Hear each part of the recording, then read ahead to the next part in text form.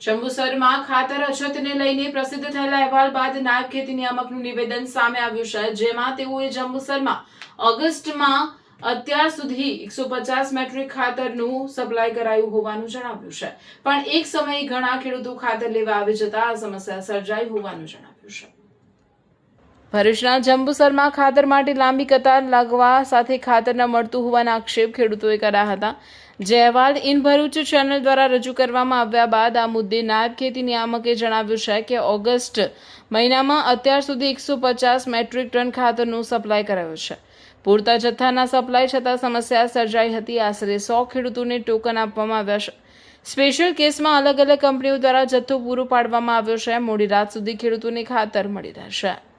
આજે જે ન્યૂઝમાં પ્રસારિત થઈ રહ્યું છે કે જંબુસર તાલુકામાં ખાતરની અછત છે, પણ વાસ્તવિકતા એવી છે કે ત્યાં તાલુકા ખરીદ વેચાણ સંઘ ખાતે જે સરકારી જથ્થો હતો ત્યાં 100 મેટ્રિક ટન જેટલું ખાતર અમે હમણાં જ આગામી 2 દિવસ પહેલાં અમે રિલીઝ કરેલું છે, જેને લઈને બધા ખેડૂતો એકી સાથે ત્યાં લેવા જતા રહ્યા અને બધા ખેડૂતોને એક સાથે ખાતર આપવું શક્ય ન હોય. બાયોમેટ્રિક સિસ્ટમથી આખી વિતરણ વ્યવસ્થા હોય છે, જેને લઈને લાઈનો લાગેલી છે, પણ બધા જ ખેડૂતોને પૂરતા પ્રમાણમાં ખાતર મળી રહ્યું છે અને અમારી કક્ષાએથી પણ જે છે અને બધી કંપનીઓની કક્ષાએથી પણ કન્ટિન્યુઅસ સપ્લાય ત્યાં અમે જાળવી રહ્યા છીએ.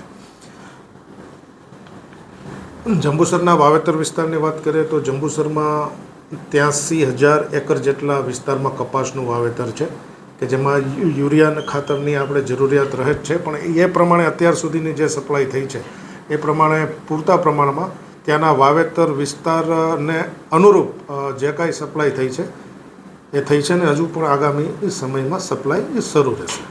આ સમસ્યાને પહોંચી વળવા માટે આપના વિભાગ દ્વારા કેવી કાર્યવાહી કરવામાં આવી રહી છે?